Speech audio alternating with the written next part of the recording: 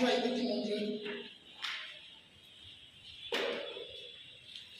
அதற்கு அவள், பானையில் ஒரு பிடி மாவும் களையத்தில் கொஞ்சம் எண்ணெயுமே அல்லாமல் என்னிடத்தில் ஒரு அடையும் இல்லை என்று உம்முடைய தேவனாகிய கர்த்தருடைய ஜீவனை கொண்டு சொல்லுகிறேன். இதோ நானும் என் குமாரனும் சாப்பிட்டு செத்துப்போக அதை எனக்கும் அவனுக்கும் ஆயத்தப்படுத்துகிறதற்கு 2 விறகு பொருட்டுகிறேன் என்றாள். அப்பொழுது எலியா அவனை பார்த்து, பயப்படாதே, நீ போய் உன் வார்த்தையின்படி ஆயத்தப்படுத்து. ஆனாலும் முதலில் அதிலே எனக்கு ஒரு சிறிய அடையை பண்ணி என்னிடத்தில் கொண்டு வா. பின்பு உனக்கும் உன் குமாரனுக்கும் பண்ணலாம். கர்த்தர் தேசத்தின் மேல் மழையை கட்டளையிடும் நாள் மட்டும் பானையில் மா செலவழிந்து போவதும் இல்லை, கலசத்தில் எண்ணெய் குறைந்து போவதும் இல்லை என்று இஸ்ரவேலின் தேவனாகிய கர்த்தர் சொல்கிறார் என்றான். அவள் போய் எலியாவின் சொற்படி செய்தாள். அவளும் இவனும் அவள் வீட்டாரும் அநேக நாள் சாப்பிட்டார்கள்.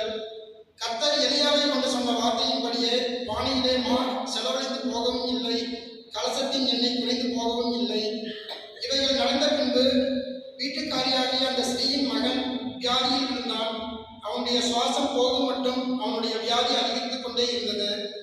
அப்பொழுது அவள் எலியாவை நோக்கி, தேவனுடைய மனுஷனே, எனக்கும் உமக்கும் என்ன? என் அக்கிரமத்தை நினைக்க பண்ணவும் என் குமாரனை சாக பண்ணவுமா என்னிடத்தில் வந்தீர் என்றாள்.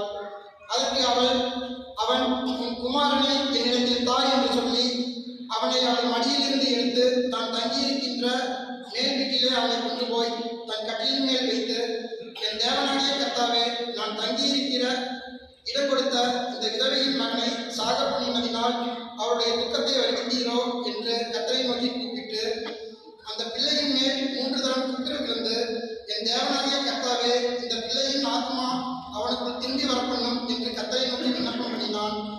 கர்த்தர் எலியாவின் சத்தத்தை கேட்டார்.